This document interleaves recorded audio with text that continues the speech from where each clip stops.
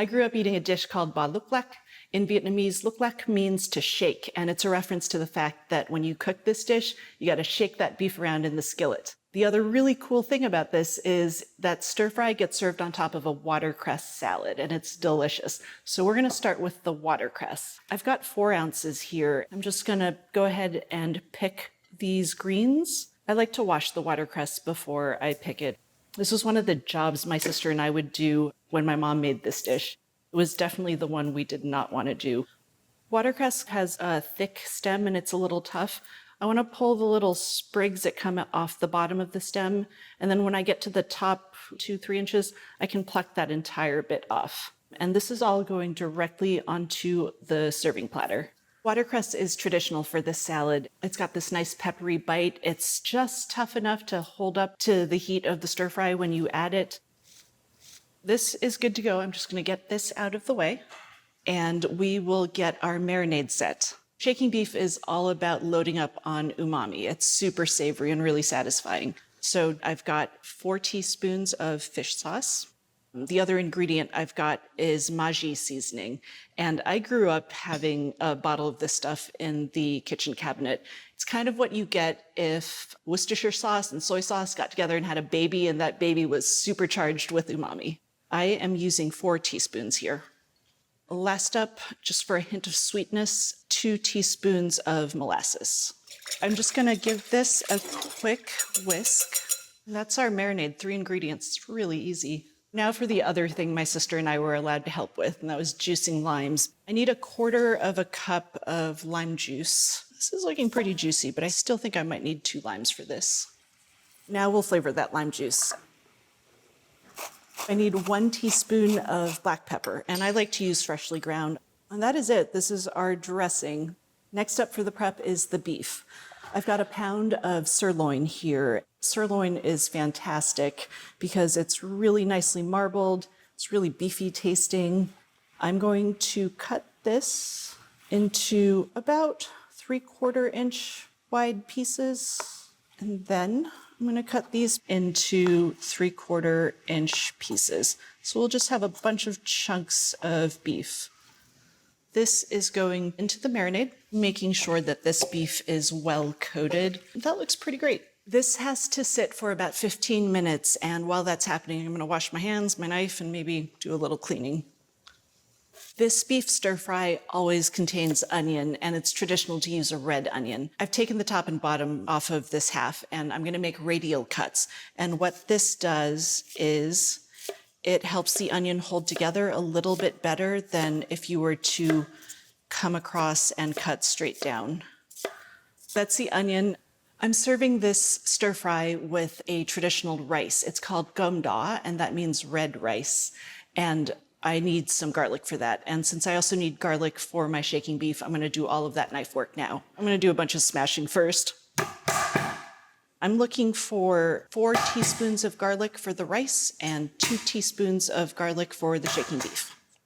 Garlic cloves come in a number of sizes, and when I see a recipe that calls for, say, 4 garlic cloves, I usually shoot for about 4 teaspoons of minced garlic. This is looking pretty good. Okay, let's start the rice. So I have 1.5 cups of jasmine rice here, and before I start cooking it, I'm gonna give it a nice rinse. Step 1 is getting rid of all the extra starch that kind of coats the grains. I'm just looking for the water to run clear. I think I'm good to go. So while this rice finishes draining, I've got 2 tablespoons of butter melting in a medium saucepan, and it's going at about medium-high heat. So rice goes in. I just want to toast this rice for maybe a minute or 3. Kind of keep it moving around in there. I'm looking for the grains to become opaque. I want nice fluffy rice. This is looking great. These grains are starting to look opaque, which is what we want. So I'm gonna go grab my garlic. That's 4 teaspoons of garlic. Goes right in. And I'm just gonna stir this around, make sure that garlic gets nice and toasty. I don't need color here, but I do wanna make sure it's fragrant and any clumps are broken up. That smells fantastic. Next up, the red. So I've got tomato paste here, 3 tablespoons, and it is just going right in.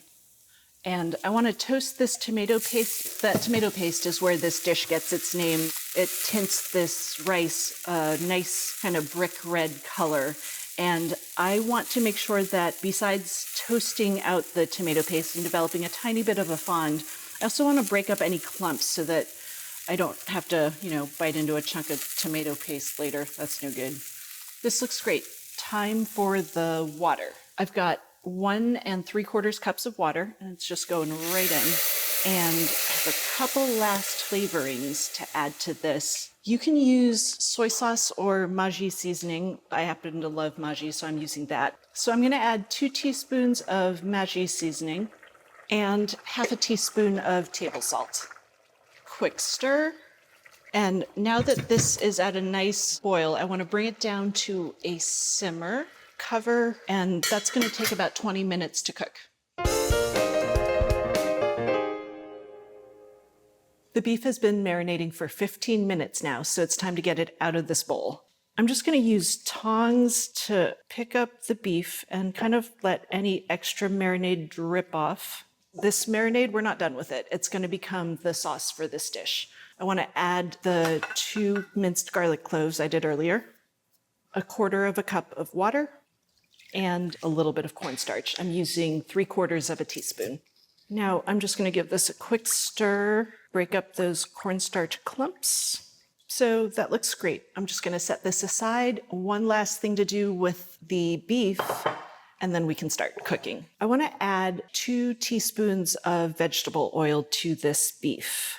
Here, it's really important to make sure this beef is well coated with oil so that it browns up nicely when we go to cook it. This looks great. Now I'm going to go make sure that pan is hot and we can start cooking.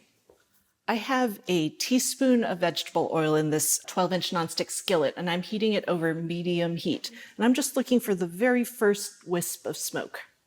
That looks pretty great. Next step, get rid of the oil. I know this looks weird because I just put all this oil in there and now I'm getting rid of it, but the oil's job is just to tell us that the pan is ready to go. Because we oiled that beef earlier, we don't need any extra oil in this skillet. I want to add just half of the beef so that there's a lot of space between the pieces. That'll let them brown more quickly. Okay, so we're going to leave this heat on medium. I don't want to go any faster because otherwise the outside will burn before the inside cooks, but now is the time to start shaking. As the meat heats up, all these juices are going to come out and they're going to become the fond. By shaking that meat around, it's going to pick up that fond and kind of deglaze the pan for me. And it's going to take, 2 to 4 minutes to cook this first side. One other thing to keep in mind. I've got 2 sets of tongs here, raw meat tongs, cooked meat tongs. As long as I see little bits of red in here, I'm going to keep using these. So this smells fantastic. There's little bits of fond starting to form on the sides of the skillet. I just want to make sure that I'm deglazing it from the pan so that it sticks to the meat. So these look great. I want to get them out of that hot skillet. Now I just want to wipe out the skillet and we'll repeat that whole process.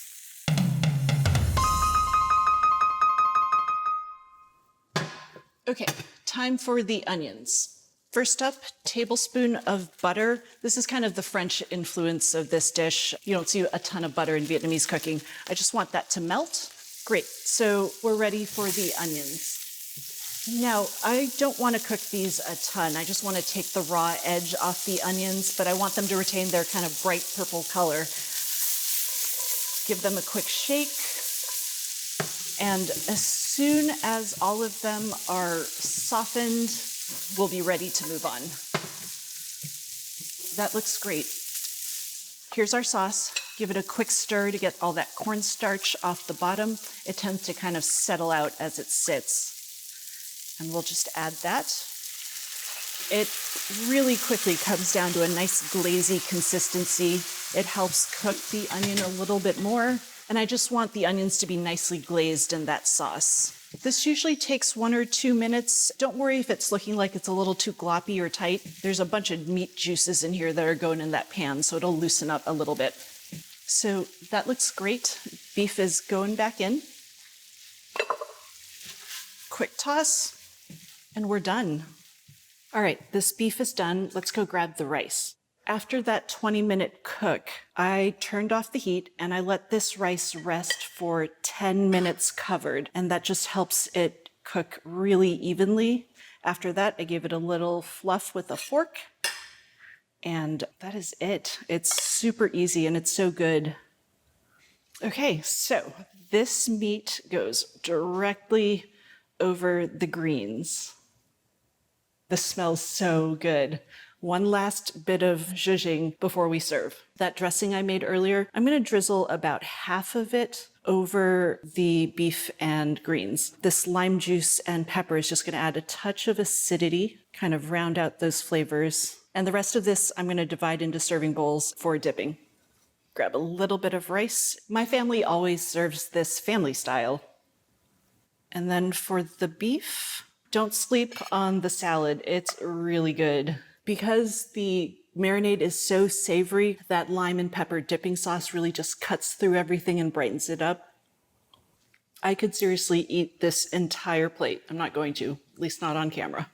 This red rice is awesome. It's got a pop of garlic, nice bit of savory tomato flavor, but mostly it's just very, very comforting. It's so good. So to really understand what I'm talking about, you've got to make this. And when you do, load up on umami, buy the right cut of beef, and remember to oil the beef and not your skillet. So from America's Test Kitchen at home, a family favorite of mine, Lúc Lắc, or shaking beef.